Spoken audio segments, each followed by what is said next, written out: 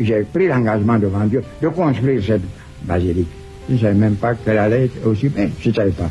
Un homme de foi, il n'y a rien de trop grand, ni de trop beau. Ce sont mes biens personnels.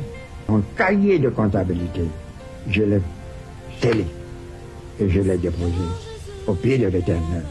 C'est lui seul qui sait ce que j'ai reçu et ce que j'ai donné. Mes yeux tombent pour que je te voie dès que tu es.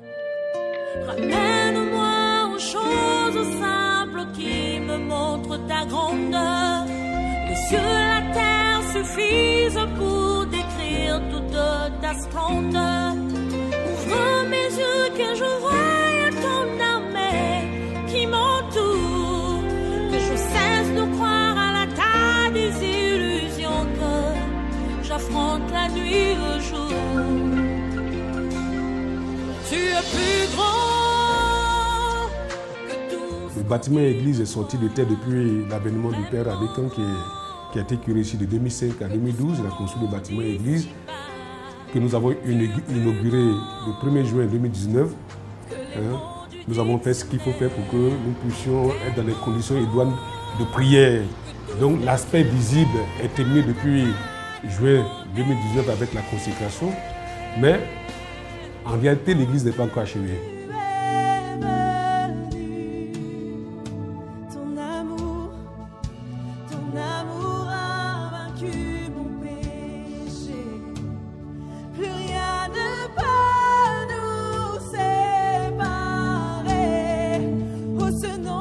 On veut agrandir notre presbytère, qui est une volonté du cardinal qui a demandé au père curé Bernard Dengui d'agrandir le presbytère à l'effet de recevoir les pères malades, les pères à la retraite.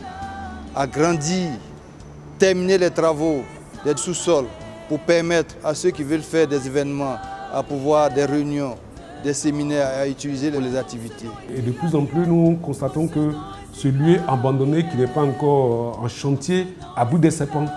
Nous avons déjà tué plusieurs serpents et il nous faut mettre à profit la réalisation de ces espaces-là pour que chacun puisse enfin souffler.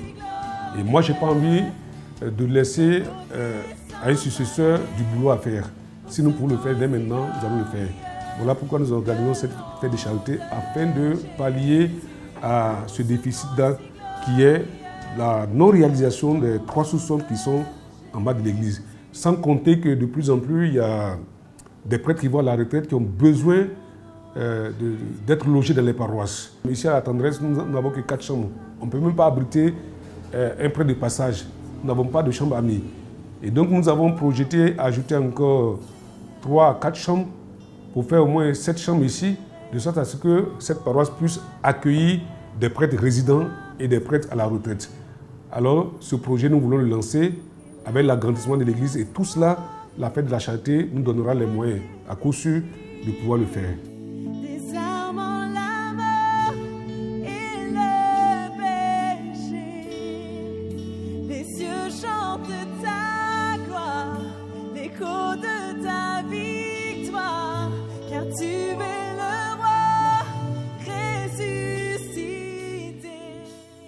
C'est cela construire une église.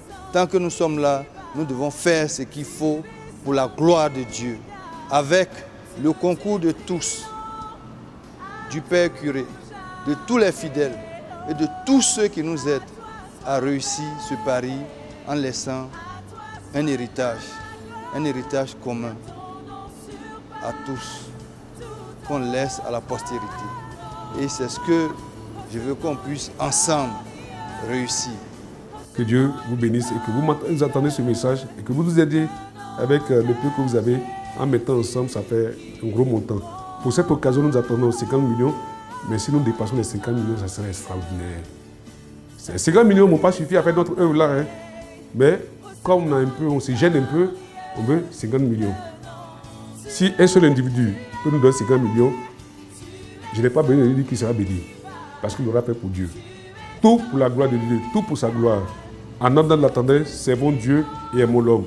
Et le service de Dieu, c'est aussi notre contribution financière. Que Dieu bénisse toutes ces personnes dont le cœur saigne pour l'œuvre de Dieu et qui ne gardent pas ce qu'ils reçoivent pour eux-mêmes. Tout pour sa gloire. Sur